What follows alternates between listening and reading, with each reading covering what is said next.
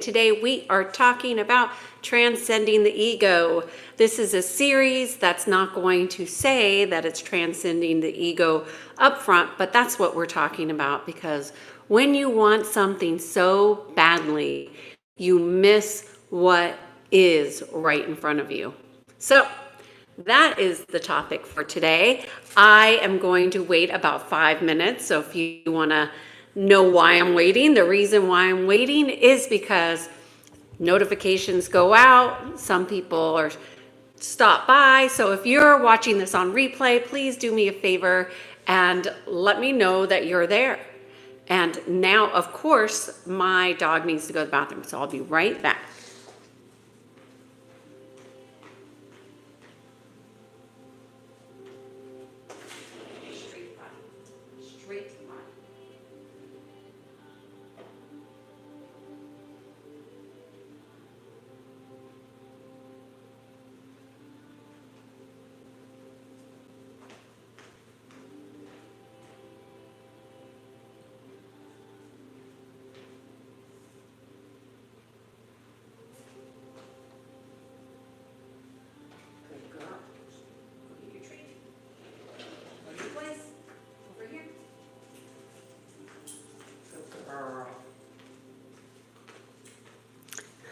Okay, sorry. You plan and you try to do everything before each meeting, right? And then lo and behold, your dog needs to go to the bathroom and so here I am, I'm back. So Transcending the Ego is a series that I have avoided, but now I'm like not going to avoid it anymore. And how do you transcend the ego but become more aware, right? You have to know what is at play. So that's what we're going to talk about today. I'm going to wait a few more minutes. If you're here, say hello in the chats. If you are watching on replay, let me know that you're here. I love seeing who's watching, and that, when I started this channel, and it's still to this day, my only purpose is to provide some different perspective that helps somebody else. That's my sole purpose of doing these videos. If I get clients out of it, great. If people come back to watch more, even better. If subscribers grow and the people are getting new perspectives that help them grow, I'm here for it. That's why I'm here. And last year I donated a significant amount of time, at least 365 hours I donated to YouTube Lives, just to provide a different perspective to people about how their energy systems work, how we become more aligned with our awareness. Hello, good to see you. And that's why I'm here. There's no other reason to do these videos other than to be in service and to help others grow. We all have our own unique soul journey, and when we come together to grow, we grow faster. And so that's what this platform for me is about. That might change, but for this moment, this is what it is, and today we're talking about this topic of when you want something so bad that you miss what is. And what is that? And quite simply, it's a lack of awareness, right? When we confuse want with the heart's desire, that's often something that happens. What brought this topic up for me is I'm on another platform on LinkedIn, and I follow this young coach who is really focused on money, and he wants to make $1 million. And he is just so focused on every day that's his focus on posting. That's his focus in his life. And of course, the journey isn't just about monetary focus. However, for him, that's where he's at. And so when you're focused on money, or whether it's a lack thereof, which might be scarcity consciousness, which is it could be poverty consciousness. It could be all different kinds of frequencies in which you're vibrating with that are causing that. How do you know when you're focused on something you want and it's misaligned with your heart? Well, you will have to have awareness about that. And you can't have the awareness unless you're asking the question. So, powerful, open ended questions will help you become more aware. But because you want something doesn't mean it's in alignment, okay? And this is why you really want to become very familiar with your thought patterns and what's organically yours and what's synthetic, like a synthetic thought, a false thought, something that's not yours at all, but because you think it is yours. And this is really something that a lot of people aren't aware of, is that thoughts can be out in the ethers, if you will, and they go on waves, and people pick up on them, and you pick up on them because you're resonating with them. And when you're resonating with thoughts that are incongruent, and you decide, I want to make $1 million, and that's not part of your soul journey to make $1 million, not saying it is or isn't, that's only for you to know. But what a mind melting thing that could be for a lot of people. I mean, a lot of people feel like they're failing if they're not meeting some kind of monetary success, idea of success. So first things first is, how are you spending your days increasing your awareness? Because you cannot transcend the ego without awareness. It's impossible. So how are you becoming more aware about your own self? Not aware of everybody else's things, all their faults, all your judgments. That is not what we're talking about. That's a really hard thing to do. So, hi, good to see you. You made it. Good to see you, Marjorie. Thanks for being here. So, how are you becoming more aware of even what it is that you want? And what is it that you want? Sometimes you want things, and sometimes you want acknowledgement. And so let's just use acknowledgement, for example. So how are you becoming aware of your acknowledgement of yourself, and also your acknowledgement of others? Others in their gifts, others in their glory, others in gratitude, like sincere gratitude, not just I'm saying thank you because I was told I'm supposed to say thank you. Like, those are distinctions in awareness. Notice when you are behaving or acting out of obligation. So I'm curious, let me know what your thoughts are about what I've said so far. One moment.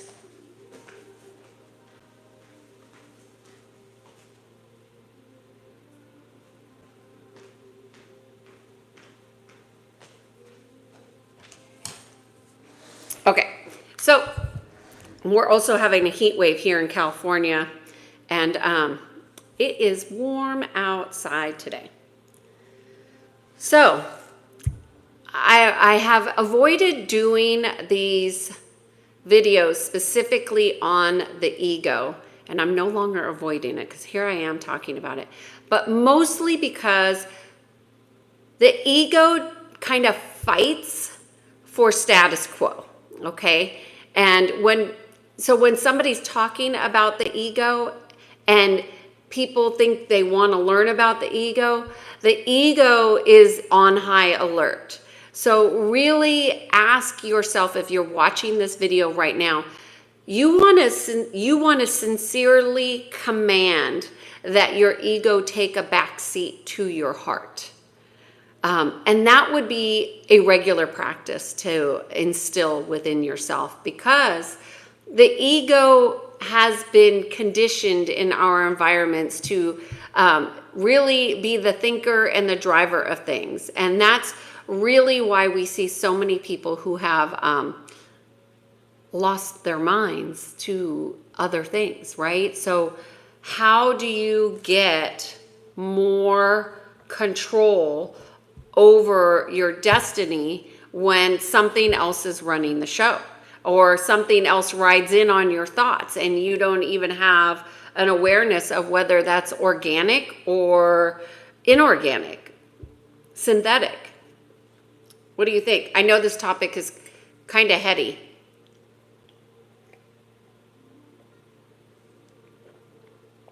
So if you make it a practice every day to connect with your heart and defer your ego mind to your heart, so where you train, and I would say probably for most of us, retrain our hearts to be driving the show.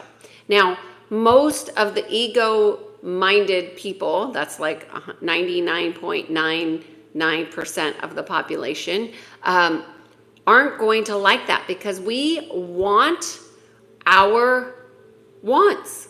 That's like the ego is like a child that needs attention, and it demands attention from everybody.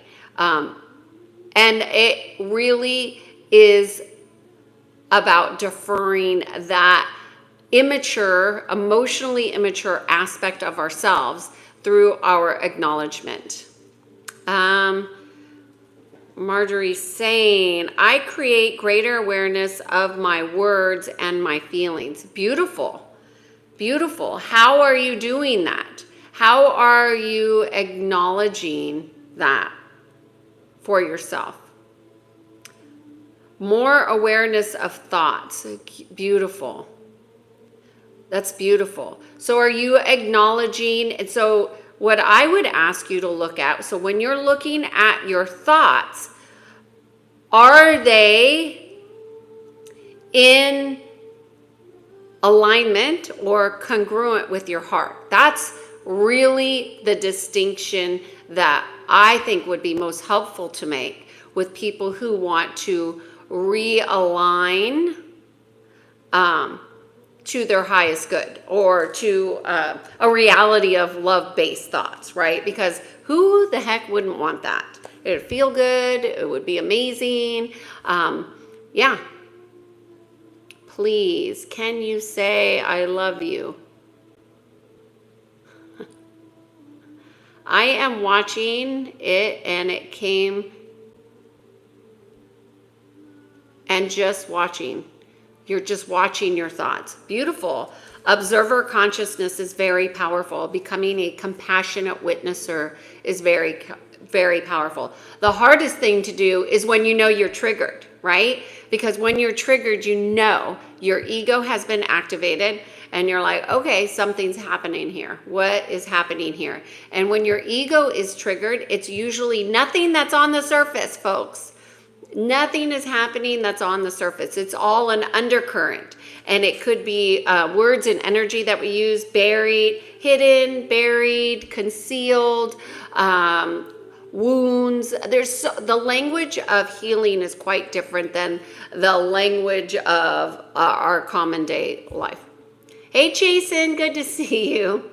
Thanks for being here on this heady, it's a very heady topic, I think, on, when we want something and it is not aligned with what is, right? So what is our current reality, and our wants are this idea or an attachment oftentimes. So when we want something, want is more than, that's an attachment, okay?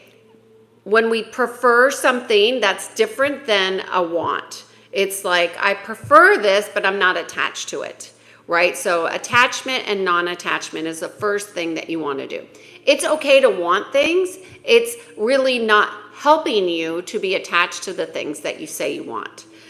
This brings in expectations, disappointments, all kinds of things. And a lot of people want, let's just say business owners watching this, and they want more clients. And, I want more clients. Hey, why not? But do you want just any kind of client? No.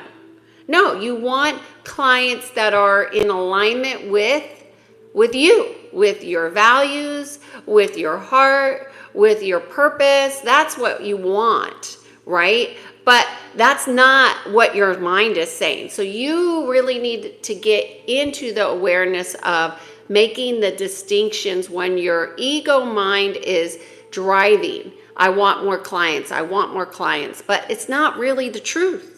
You don't want just any client. You want a particular kind of client. And when you get more clarity, you're not attached to the want of more clients anymore. You're more in alignment with the truth, which is in your heart, which is the alignment with a particular kind of client.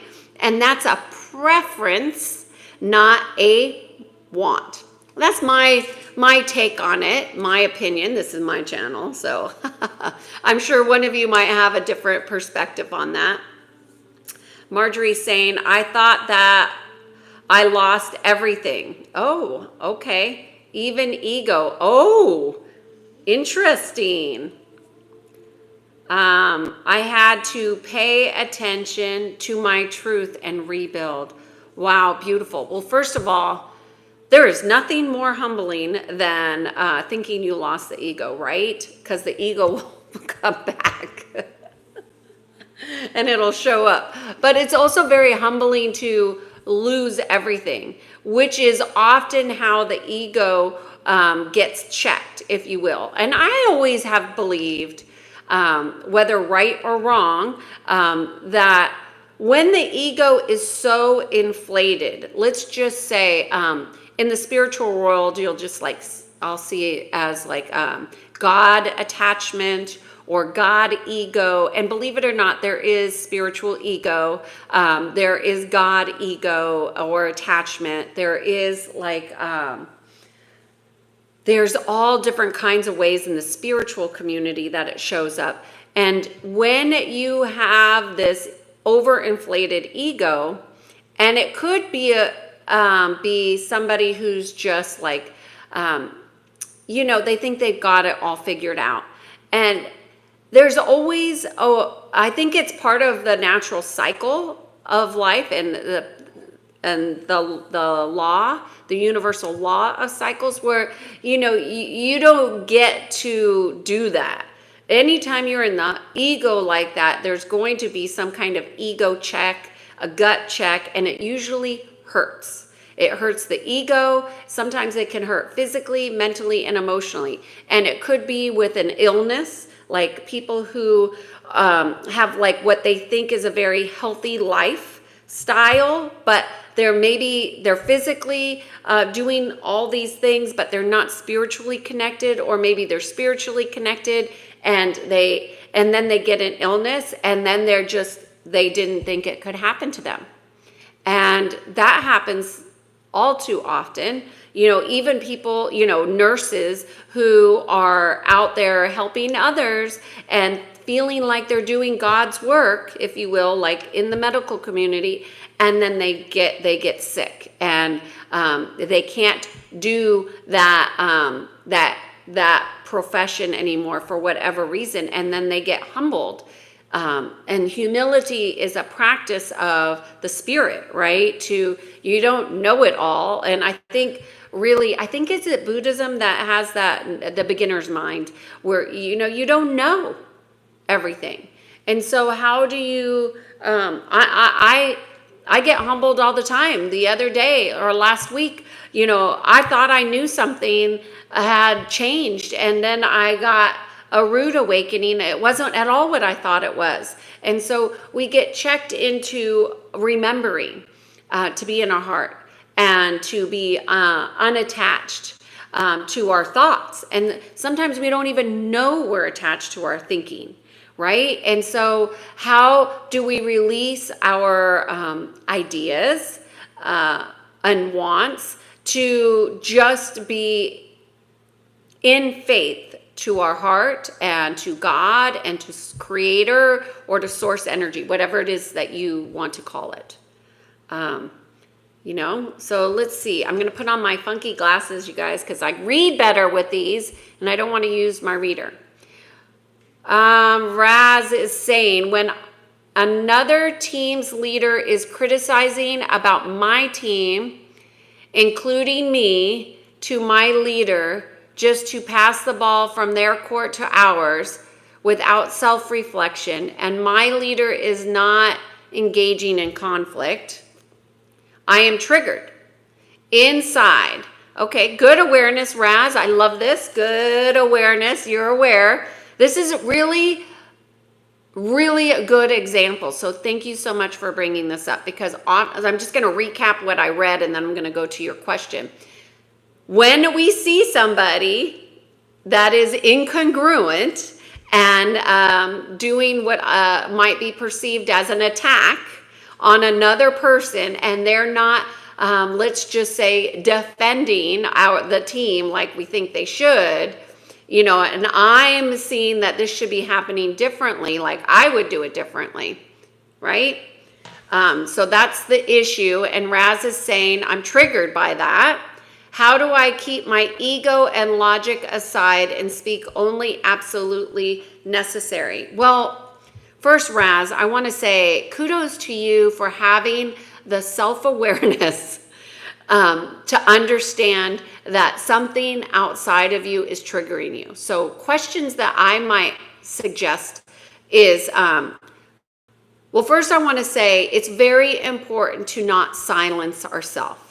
I know sometimes not everybody wants to hear what we have to say, so you can take a moment to go say what you need to say out loud to yourself, either in the car, in the bathroom, in the mirror, whatever. And I think they call that Gestalt therapy to some extent. It's like a piece of it. It's not totally it, but you get what I'm saying. Speak your truth for yourself. Acknowledge yourself, Raz. That would be number one. Number two, you're obviously very astute and aware. I'm triggered. What is triggering you? Be clear and identify, well, what's triggering you? Is it that your boss is not speaking up? Or is it that you feel, I'm going to go out on a limb here, Raz, and wonder if what is the trigger is the judgment. And it's the judgment that this other team member leader is expressing, and your boss's response or lack thereof to that. And also the trigger is your judgments that you're having of what you're experiencing or seeing, because you're perceiving, right? Your perception is your reality. So your reality is one of current judgment. So how you are judging others and how you are judging yourself. So just take that one step. And it could be much deeper than this. It could be like a childhood wound. It could be a this lifetime wound. It could be from a past lifetime wound. I can't know on this because we're not in session, but I can know that judgments are ours to choose. So you can actually choose your thoughts differently. So you can choose to sit with that situation and literally stay with that situation that's triggering and find another way to perceive it. Like, sit with it until you can find another narrative, a story that resonates with you, that you can believe, like, okay, this could be that. And with that story, I'm okay. And now this is like advanced work, right? Because who the hell wants to sit with their triggers? Well, the more versed you are in understanding yourself and realizing that you get to choose your reality in which you're perceiving, then you get to choose also how you're perceiving the situation. So therefore, I would find a different feeling thought that resonates. One that's more in alignment with the truth of your heart, not with your mind, not with you think, because your thoughts are attached to your beliefs, but what's actually in alignment with your heart. Because we know our thoughts and our beliefs can be incongruent with our heart because we've been programmed, we've been conditioned, we are unaware, all kinds of different things. So you have that choice. Now, I personally have done this exercise, and I would say it's very challenging. And I think I also know it's very possible. And I know you could do it, Raz, because you're much more aware than the average folk, and you could do this. So what I would say is there's no time limit. You sit with it. For me, I did not allow myself to go to sleep until I found a better feeling thought of the reality that I was perceiving, because there's more than one potential always. And then I allowed myself to go to sleep. That's how I did it for myself personally. Now, I have clients that have come to me and say, hey, Kiana, I'm in a situation, I'm in a challenge. There's only two options, and they're just so devastated by the options. And I was like, well, there's actually like 6 different potentials that I'm seeing just in our conversation. Let's get clear on what those are, and I can help them discover the new, better feeling thought. And you can take actions on better feeling thoughts if that's your job.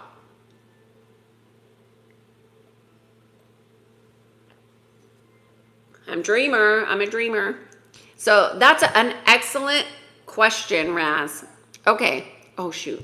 Let's see what else you're saying.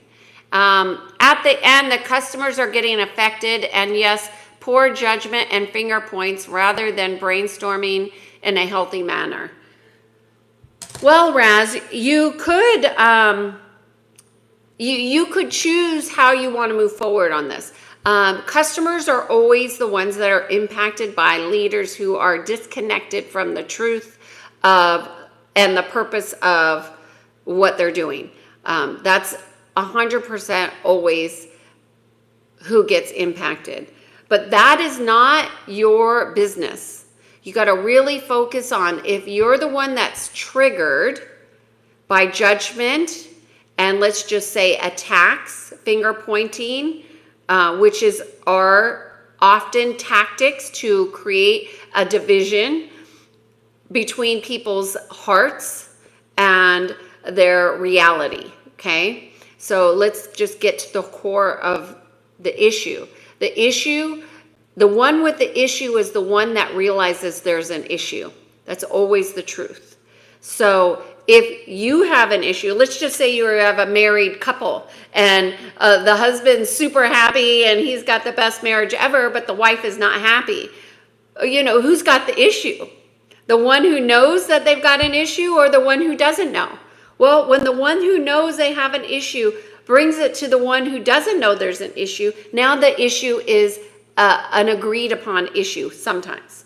So they both have an issue now once it's brought up. So Raz, it's up to you if you think it's to your benefit as an employee to bring clarity to what needs to be done. Instead of saying this leader's finger pointing, you could propose a healthy, let's do a brainstorming session. Who wants to join me? And see how it goes from there. This way you're not going into judgment of the other leader of being wrong or incongruent, and you're not coming at it from a hostile place. You're just wanting to be more productive. That would be good, but that does not solve your issue of feeling judged, because that's still a trigger. And by the way, that's a big trigger that's probably coming from a wound that you have as a child. And it could even have been something that's passed down from generation to generation, no doubt. So if you heal that wound, the chances are that won't be triggered again, whether you're at work or at home. So it's really worthy of your time because you're worth it, right? And I did kind of skip over one thing that I think is really important, which is how often we silence ourselves and like bite your tongue. And so as a consultant working with teams, like there's really what I call divine timing to bring things up. So sometimes the timing just is not right. So I'll just make a note of what it is I'm seeing that might need to be brought up at another time, because timing is important and there's a readiness for what will I say, uncomfortable truths. Yeah. And I have a topic on that from last year, if that's interesting to you. Salvo, is that you? Good to see you. Please send my regards to you and your girlfriend and your family. Salvo's got a question. Love it. Thank you for being here, Salvo. I've missed seeing you. I was just about to say with the timing. Also, sometimes watch how you say. Some people think you're going to be one up them. Yeah. Well, I've spent my whole life of people not liking how I say things. That's one of my gifts.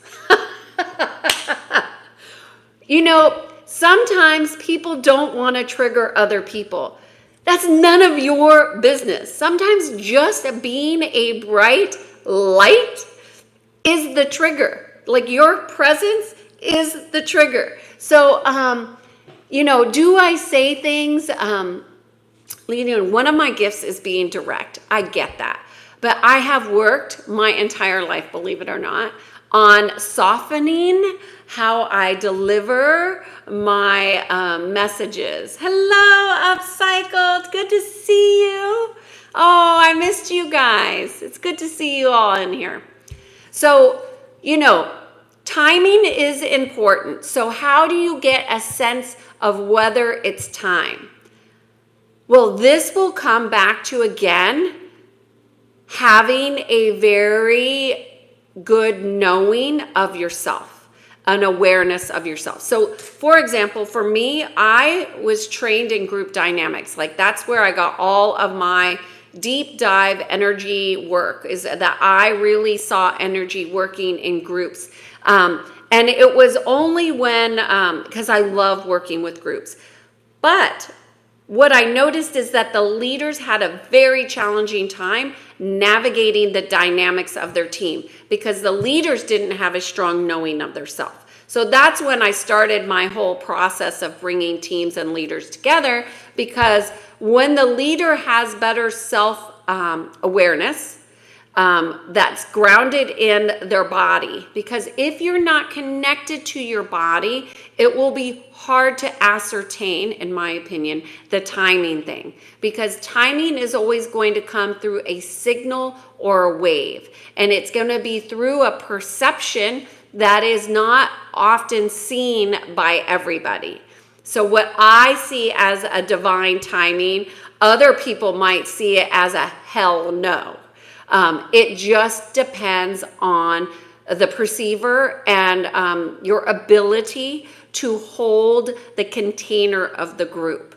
And Raz, I would say from my understanding of what you wrote here, you are not the leader of the group, but just like the authority of the group. So therefore, you are not authorized to hold as a container from my perspective. That doesn't mean you can't do an intervention. It just means that you may not be shielded from the after impacts. And when you do a change initiative, there is always a reverberation, and it's not always pleasant. So as somebody who was brought in from the outside to work with teams and groups, and I work with leaders on their own with their teams without ever meeting the team, because I can sense it in the field. But, if the leader can get some assistance in seeing from perspective, they can navigate their group differently. But as a participant of the team, I would say just, really be mindful of what you're willing to do, because oftentimes you will get sacrificed. Whoever does a change initiative often gets sacrificed if they are not authorized to do that. So doing a friendly, hey, does anybody want to brainstorm this issue? If that doesn't ruffle the feathers of the leaders, then that sounds like a great way to move forward at work, Raz. But it does not address your trigger, which I think anybody in this group who has a trigger of being judged, if you resolve that within yourself, you won't be triggered anymore. So around that topic. So you just kind of check the block on, wow, my life's going to be a hell of a lot easier if I don't care. And it's not about not caring, but it's really about, it doesn't matter what other people think of me, you know. And a lot of times when I first started these videos last year, you know, there were people that would say, well, what are others going to think about me? That was something that came up in the comments all the time. And you know, life is too short to spend time thinking about what other people are thinking about. I mean, do you not have enough to think about? It sounds like a conundrum. Let's see what Salvo's saying. These are my improving my eyesight glasses, y'all.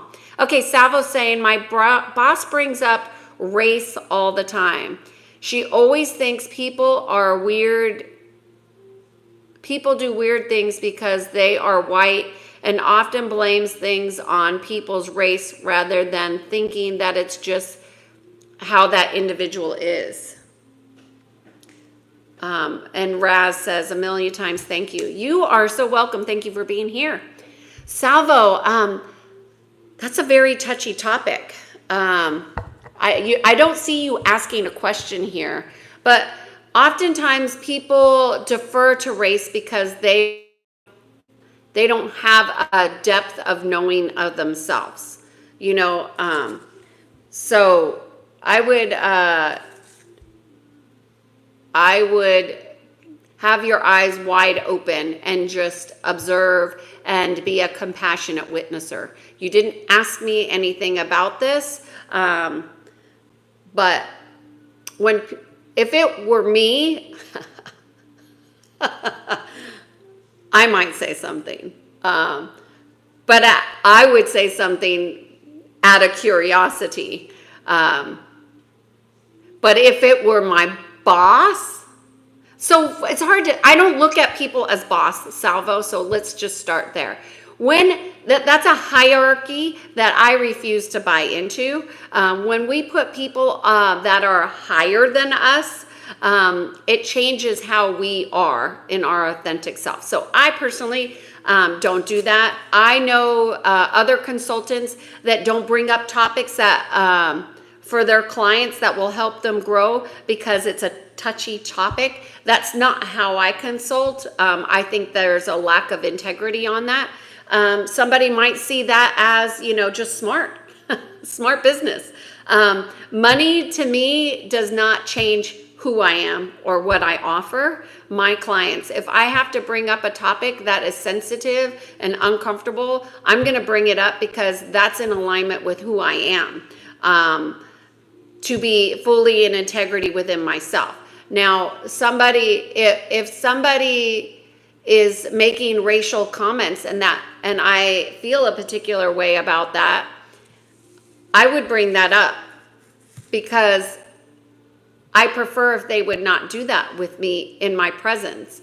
But I also want to know, right? Because wouldn't you want to know how people are? So because we assess others based on how they present themselves. So she or he, Salvo, is telling you exactly who they are. They are small-minded. I'm going to make some judgments here, but these are assumptions, right? But you make assumptions based on your experience. Sorry, I'm in the sun here. I'm going to lean back a little bit. You make assumptions of people or conclusions or assessments. Let's just say assessments. You make assessments of others based on the data of information that you have from them. And I would want more data. Like if she thinks this about race, I would be curious, what does she think about gender? So I'm just curious, do you think that this is a gender issue too, boss lady? Oh, I'm on a live. Okay. All right. So that's what I would do. Let me see what else is here. I got to move this so I can see. I like her, but she makes it awkward to be in the room with her. Ooh. So you're getting a sixth sense is what I'm hearing. Salvas, I don't think this means it though, because she changes what she says. but I am white isn't a rule for me. Well, that's a good awareness for you to have. She's showing you who she is, and how she assesses situations. But the bigger thing here, Salvo, is that you are uncomfortable in her presence. And I'm wondering if you are uncomfortable in her presence when it's just you two, or if it's in a group. I would be interested to know that, because that changes things. So first of all, your body is telling you that there's a trust issue here. So you want to listen to that.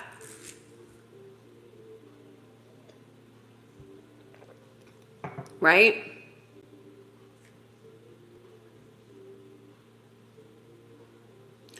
Because you're white, she doesn't think it's rude to you to say it to you. Well, again, you don't know what she thinks.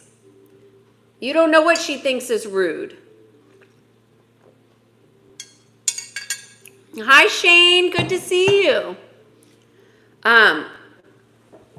Rude is a judgment, right? So what she's telling you is that she's judging, and she's doing some ego judgments.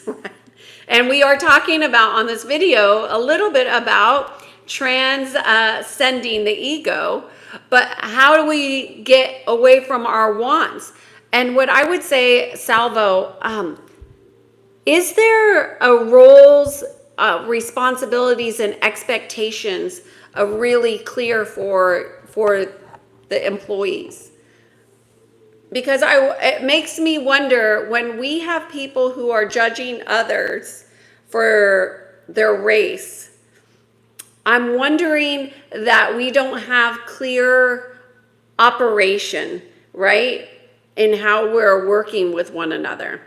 And because she's the boss, she might like it a little unclear, because that keeps her in power. And so this is probably maybe even a power play, for sure, happening in your group. Hey, Oliver, thanks for being here. Shane, well, she thinks, okay. Well, she thinks that the property manager and I am the head of the maintenance team. She's the property manager and head of the maintenance team. Well,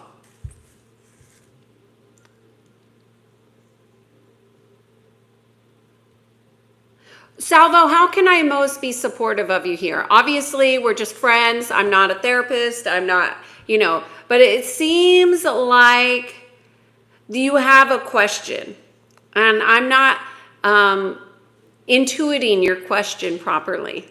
Hey, Upcycled, good to see you. Okay, thank you for being here. So property management, first of all, you're in a high stress job, and there's a lot of demands, and there's certainly a lot of expectations, right? Oh, Shane, you're not feeling well. Sorry to hear that.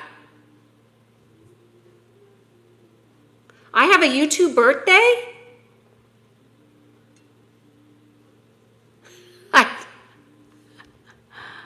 I can't even see.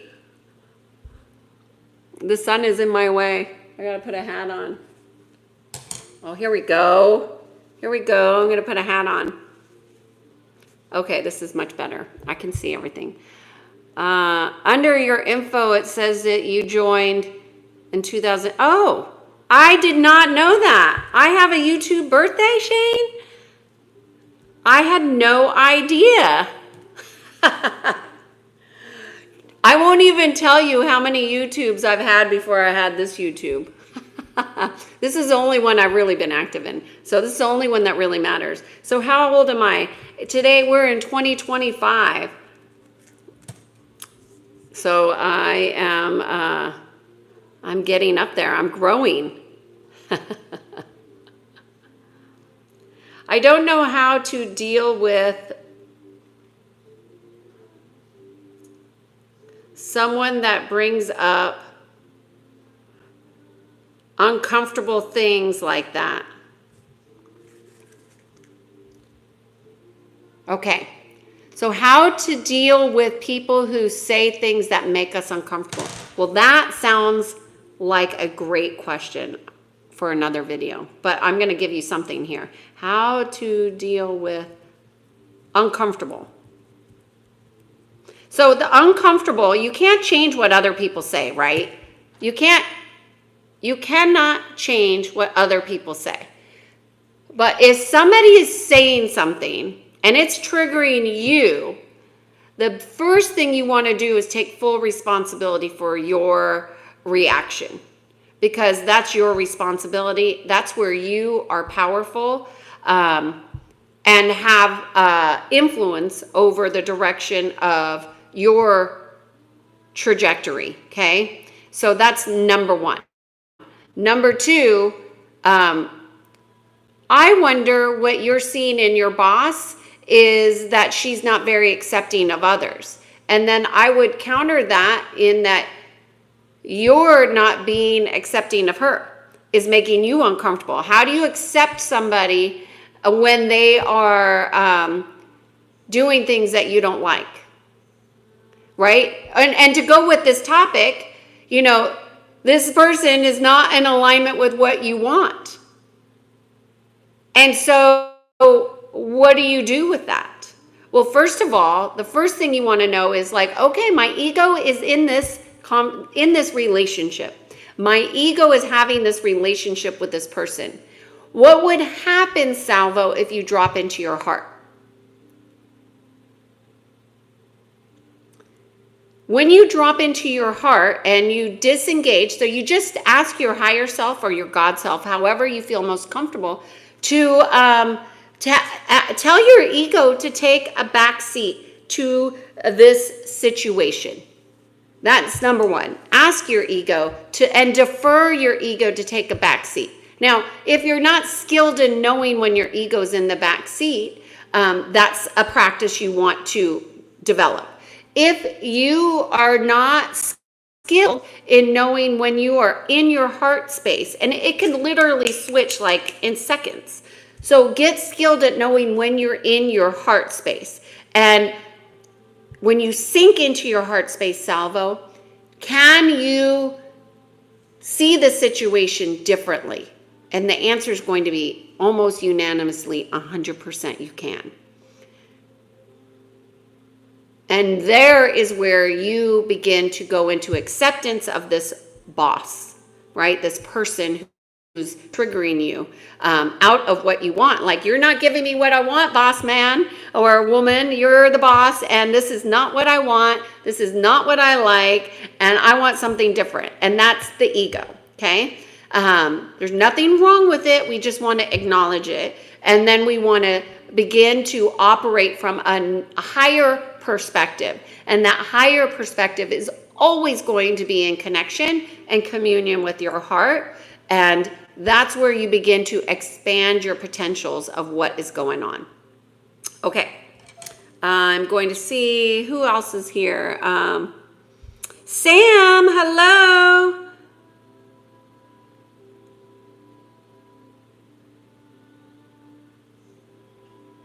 Oh, good to see you, Sam. Good to see you. Good to see you. Thanks for being here. So, Salvo, does that help? Lots of good questions here about bosses. You know, our bosses, so I used to consult to this very large corporation for many, many years. And I follow some people on Instagram, and they post about their work, and I see, because I'm not consulting there anymore, and I see what they hate their job. And every Sunday, this one person posts this reel saying how they don't want to go to work. They don't want to go to work. They don't want to go to work. And they hate their job. Well, that's a choice. You know, you are creating your reality. So if you are having experiences that you don't want, when are you going to wake up to your own self to start shifting that? If your partner doesn't want to evolve and grow, wake up. Don't expect them to wake up. You need to wake up. If your boss is rude, know that you're judging them as rude and it makes you uncomfortable. Those are your things. Those are good awarenesses to have. I'm not judging you, Salvo. I'm like applauding you, because if you don't have the awareness to know that these are what you're experiencing, you don't have the power to shift it. But now that you have the power and awareness to take full responsibility, I don't like this uncomfortable situation, but I'm uncomfortable, so my discomfort is my problem, right? This is my issue to change. So how do I begin to change it? First things first, get out of your ego, get into your heart. Learn to distill when you're in your heart and when you're in your ego. And a lot of people think they're in their hearts. That's not the same. You have to know you're in your heart.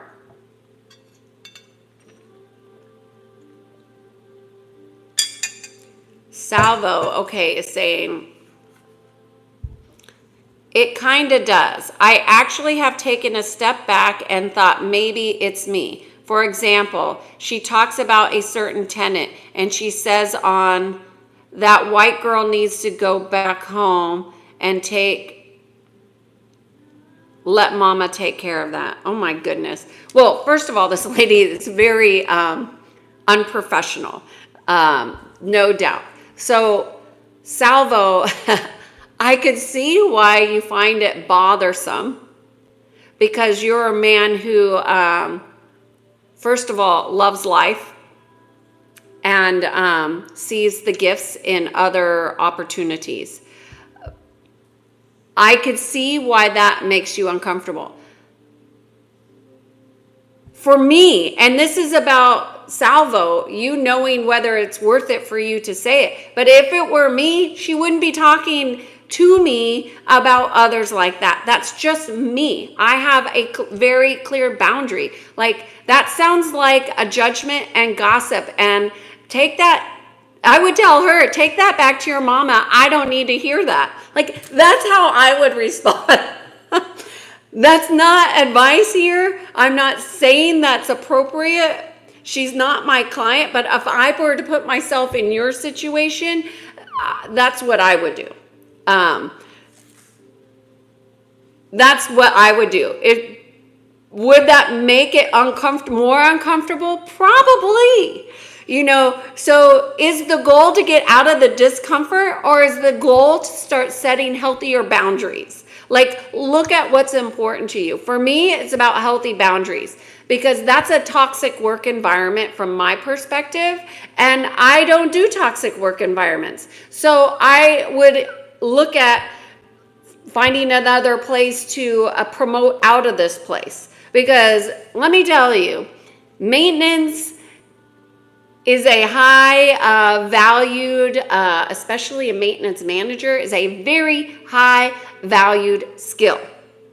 And to have to be in a place that's very unprofessional is a choice, Salvo. And this is really reflecting back to you. How can you get stronger in your own personal boundaries? Like, what are you in alignment with? Because right now, this situation, you're in agreement to that behavior.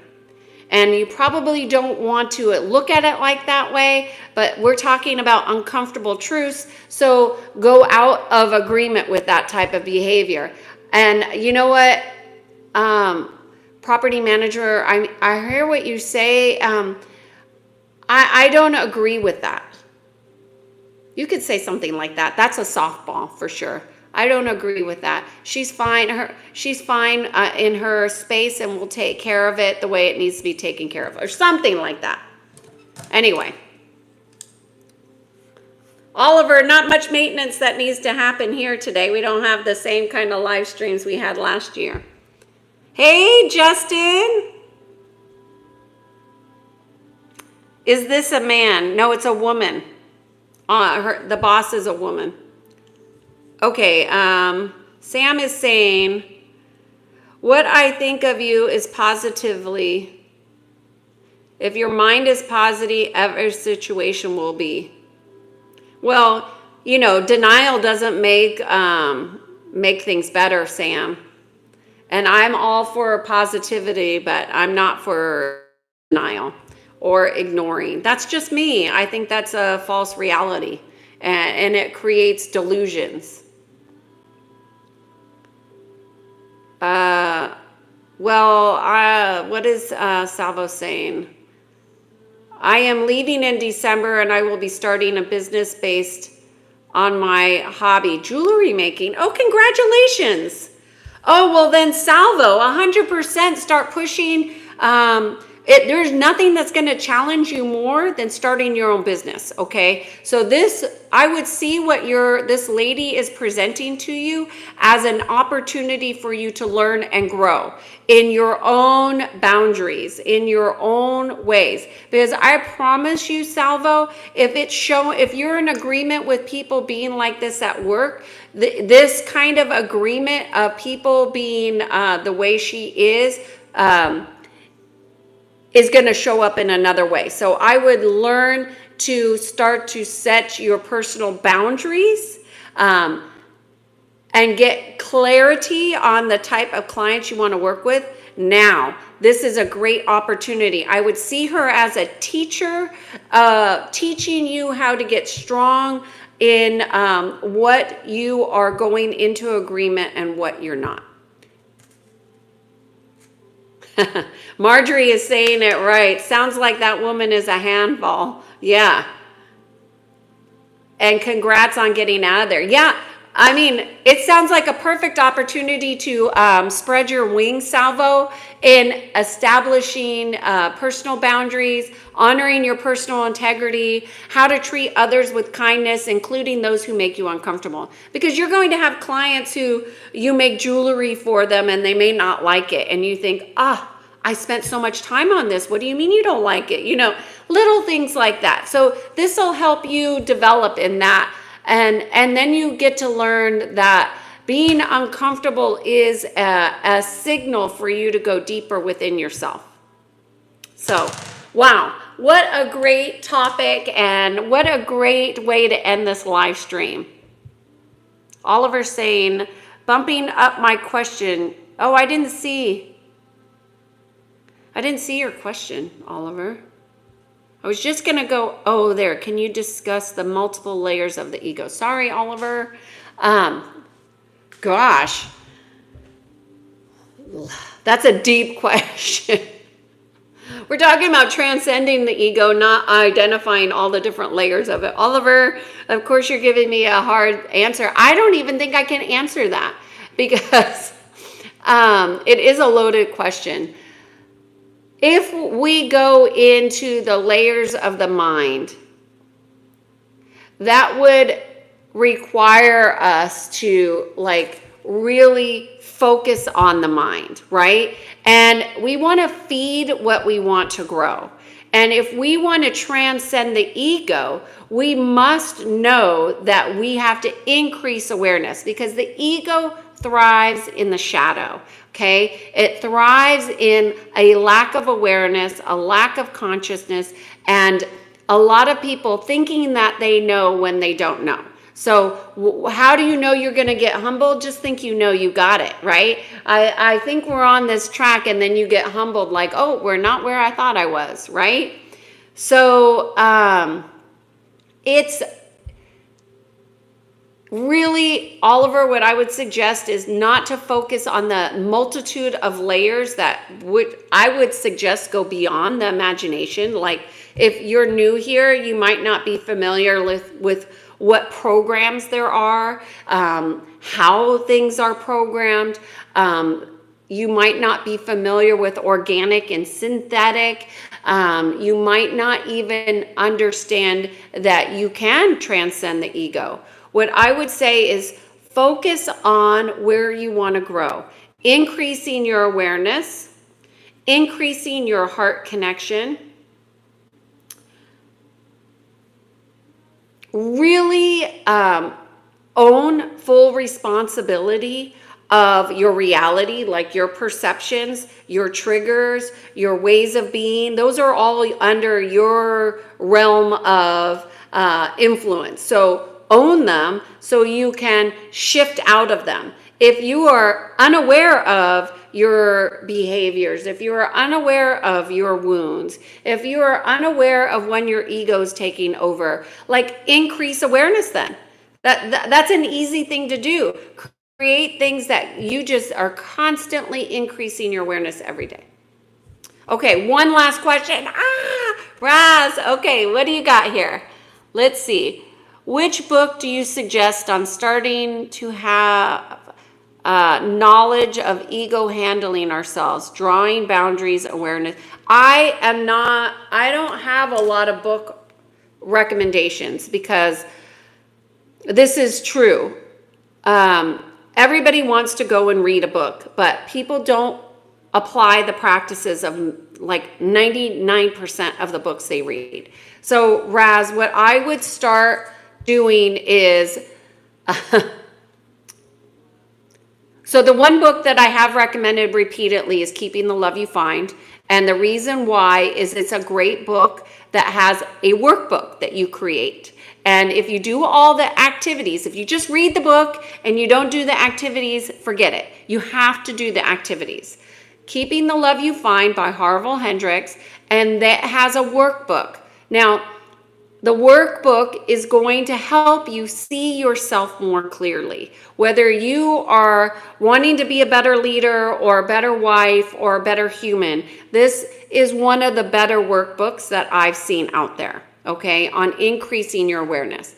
Because a lot of people have wounds from their childhood, from their past relationships that they're not aware of and that have gone unacknowledged. They're basically hidden. And so this kind of brings them to the surface.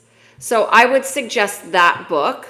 And you want to get out of the surface stuff and get into the depth of who you are. The best way to do this is really understanding knowing that you're connected to the heart. Like if you're connected to your heart and you're operating from the heart, like I heard the question, what would love do?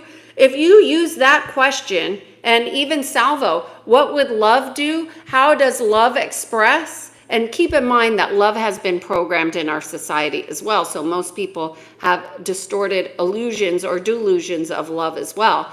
But if you ask that question, what would love do in this situation? That might shift your awarenesses. I don't know. I hope that's helpful, Raz. Salvo's saying, what has helped me with people with a big ego is learning about emotional manipulation and seeing how that affects people. Well, we have a big global event that was based on manipulation called COVID, and the pandemic, whatever you want to call it.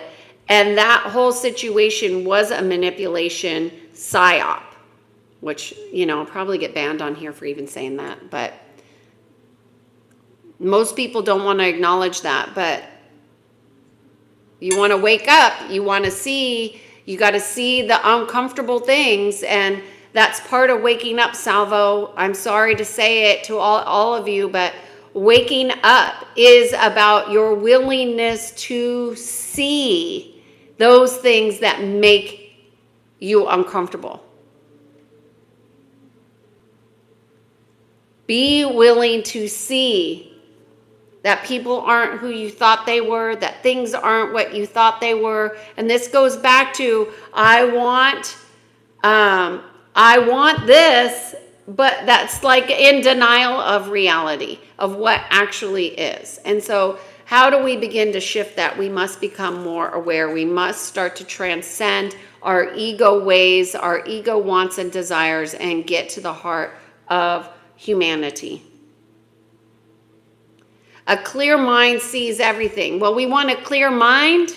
We want to be emotionally stable, and we want to have an open heart. Because a lot of times people who think they think clearly are like, don't even know that they have programs going on, right? So I agree. Yeah. Well, you guys have been awesome. Thank you for being here. It's good to see you. I could take my hat off now.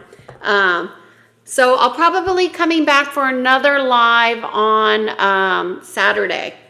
But the question is, how do I deal with uncomfortable situations?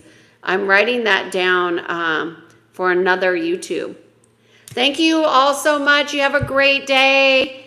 If you're watching on the replay, please let me know you're here. Give me a thumbs up. You know, have a good one, y'all. Bye. Cheers to being more self-aware. Bye.